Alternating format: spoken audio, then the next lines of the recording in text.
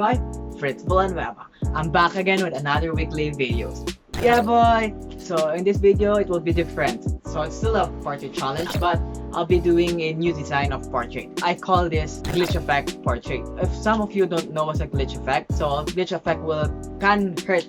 A glitch effect can hurt your eyes because it's like there is 2 or 3 of picture. I'll be using 5 different colors. So in just one portrait, I'll be using these 5 different colors that will hurt your eyes. This all are Posca markers. This is a paint called paint also, but it's in markers. I'll be showing you how I paint the glitch effect. So let's start. Are you ready? Let's go and start right now. Let's go. So right now guys, I'll be painting the background black first. So I'll be using this black paint, and then this is my reference for this painting. So this is my reference for our glitch effect portrait, and I edited this through my Photoshop.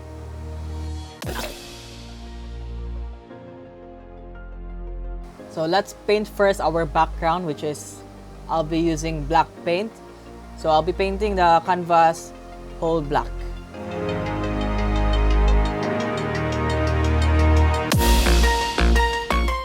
Afterwards, let's sketch our subject. Subject for this painting is a guy. So I'm using a white charcoal for our outline.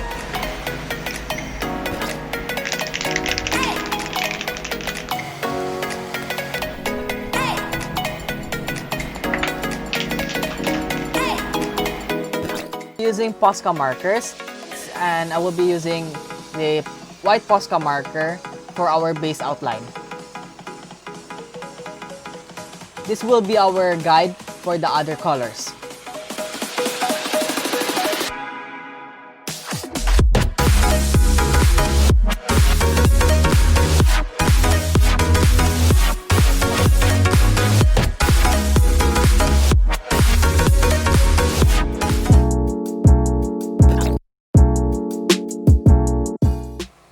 For our next color is pink Posca marker. So when putting an outline, we will move the color to the left.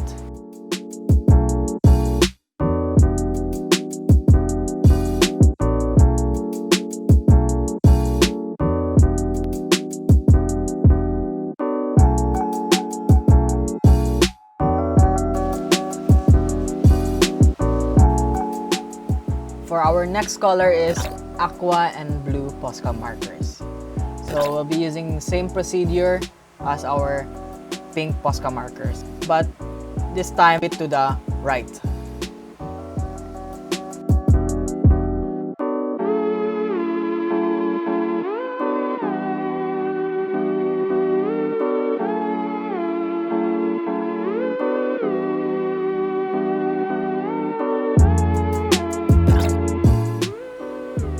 For our next color is magenta Posca markers.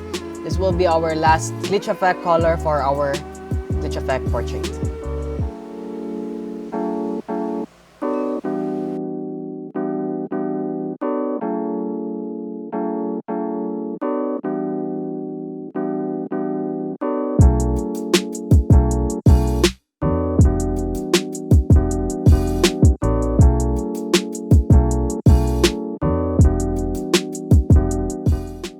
Let's put white outline for our glitch effect to be more pop out.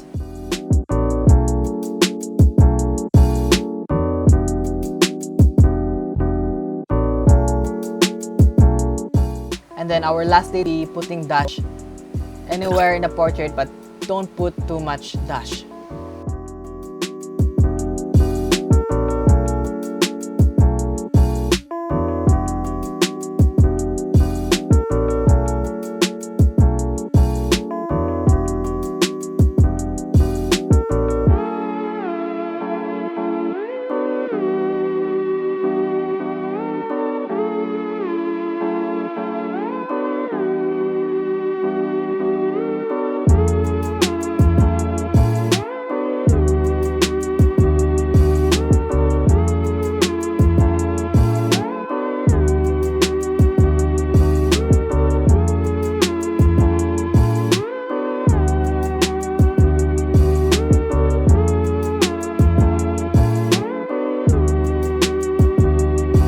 add more detail. So I'll be adding black lines to the portrait glitch effect. So I'm just using masking tape because I don't have any pentel pen. So I'm using regular paint to paint the lines.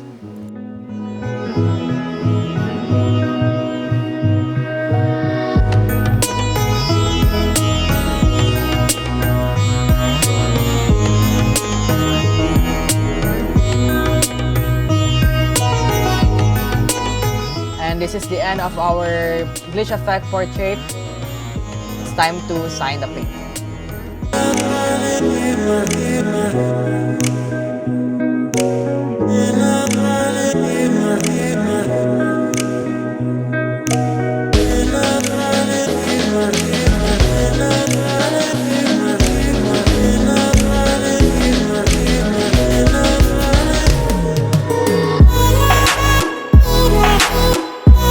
And that's the end of our glitch effect portrait, and I hope you learned from it. And once again, I'm using the Posca Markers for the outline of the face, and which is much easier than a paintbrush or paint. Yeah, Posca Markers is also a acrylic markers, so it's considered as a paint. And that's the end of our video, so I hope you learned from it. Thank you for watching, and I'll see you soon. Bye!